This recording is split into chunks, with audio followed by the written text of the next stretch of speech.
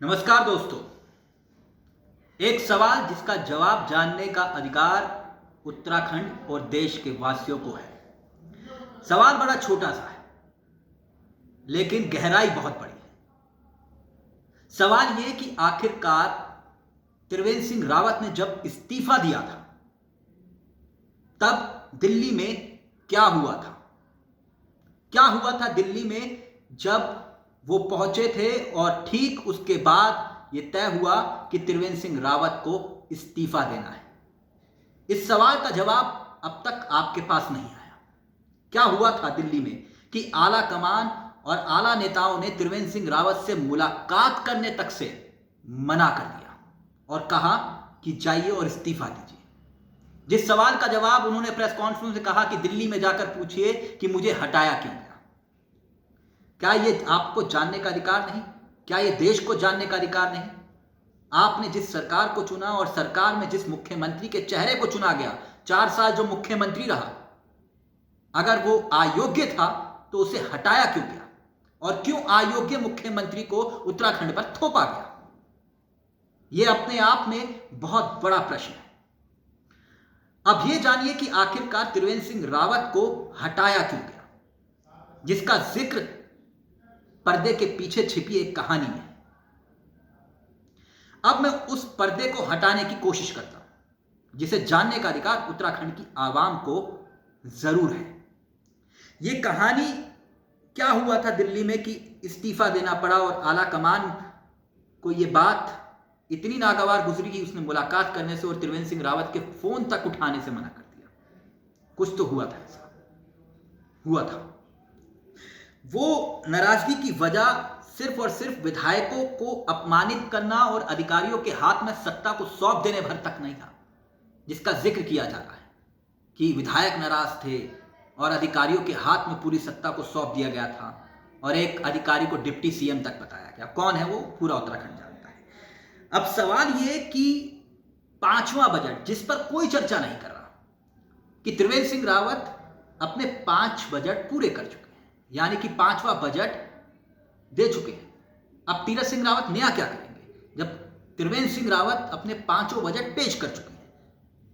यह एक महत्वपूर्ण सवाल है। नया क्या? इसका जवाब जानने का अधिकार उत्तराखंड की आवाम को है, क्योंकि यह अंतिम बजट था। और दूसरा एक और, जब सदन चल रहा था जिस वक्त और बजट पेश किया जा रहा था, तो क्या यह संसदीय प्रणाली का अपमान नहीं है? यह भी अपने आप में एक मूलतः प्रश्न है। अब आते हैं मुद्दे पर। मुद्दा यह कि आखिरकार त्रिवेंद्र को हटाया क्यों गया, जिस फैसले को लेकर तमाम सवाल उठे। वो सवाल जायज इसलिए बनते हैं क्योंकि कैबिनेट की सहमति के फैसले के बिना, विधायकों की राय के बिना, कुमाऊं और गढ़वाल की सामाजिक कल्चर को बदलने का जो फैसला लिया गया, वो नाराजगी की सबसे बड़ी वजह बना। जिला के पुनर्गठन से पहले जो फैसला लिया गया, वो नाराजगी की सबसे बड़ी वजह बना। और दूसरा एक और, गैरसैंण में महिलाओं के ऊपर जो लाठियां भांजी गई, उसको लेकर क्या तीरथ सिंह रावत माफी मांगेंगे? जो कुछ हुआ, क्योंकि ये उत्तराखंड के इतिहास में महिलाओं के ऊपर इस तरह से लाठीचार्ज पहले कभी नहीं हुआ। यह भी अपने आप में एक सवाल है। लेकिन एक और मूलतः वजह है, NH 74 का घोटाला, जिसको लेकर तमाम सवाल खड़े हुए और इसी को लेकर 3000 करोड़ के घोटाले का जिक्र हुआ। आरोप, हाईकोर्ट की टिप्पणी, संशय क्या वही है, संकेत वही है। हो सकता है इस प्रश्न का उत्तर कुछ ही घंटों बाद, कुछ ही वक्त के बाद आपको भी मिल जाएगा। जो चर्चाएं हैं, वजह बिल्कुल साफ है। लेकिन यह जिक्र मैं इसलिए कर रहा हूं क्योंकि उत्तराखंड के इतिहास को नहीं, देश के इतिहास को आप पलट के देखिए। एक छोटे से राज्य में आखिरकार यह फैसला क्यों लिया गया 4 साल के बाद कि नेतृत्व परिवर्तन। अब मैं एक और तथ्य आपके सामने रखता हूं। हो सकता है आप में से कई लोग इस बात पर इत्तेफाक भी रखें। अब वो तथ्य क्या है?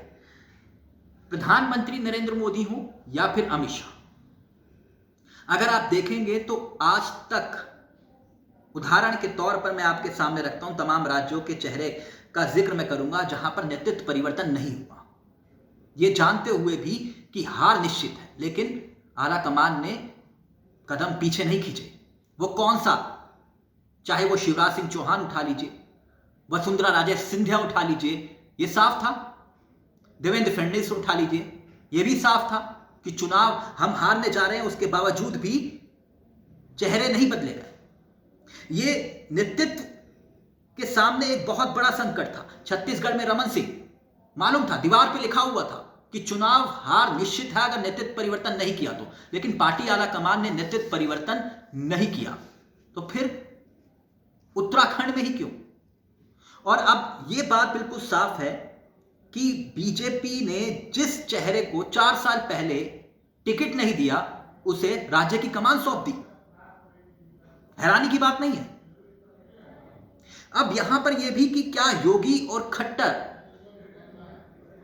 मनोहर लाल खट्टर, उनके संकट के बादल सर पर मंडरा रहे हैं, इस संदेश यहां से क्या, वो भी क्या है, यह भी अपने आप में एक महत्वपूर्ण सवाल है जिसका जवाब जानना बहुत जरूरी है। 21 साल में इतना जरूर है, अब त्रिवेंद्र सिंह रावत इतना समझ गए कि ये अधिकारी किसी के सगे नहीं है। 21 साल में 10 मुख्यमंत्री निपटा चुके हैं। अब यह बात त्रिवेंद्र सिंह रावत को भी समझ आ गई होगी। और हां, सत्ता का घमंड और उसकी ताकत का एहसास कराने की कोशिश त्रिवेंद्र सिंह रावत को ले डूबी। उत्तराखंड की कहानी में यह भी है कि नेतृत्व के फेलियर को अब स्वीकार कर लिया गया। बीजेपी ने नेतृत्व के फेलियर को पूरी तरह से स्वीकार कर लिया। क्या यह सच नहीं है? यह अपने आप में मूलतः कई सवाल थे जिसका जवाब जानना आपके लिए बहुत जरूरी था। नमस्कार, जय हिंद, जय भारत, जय उत्तराखंड।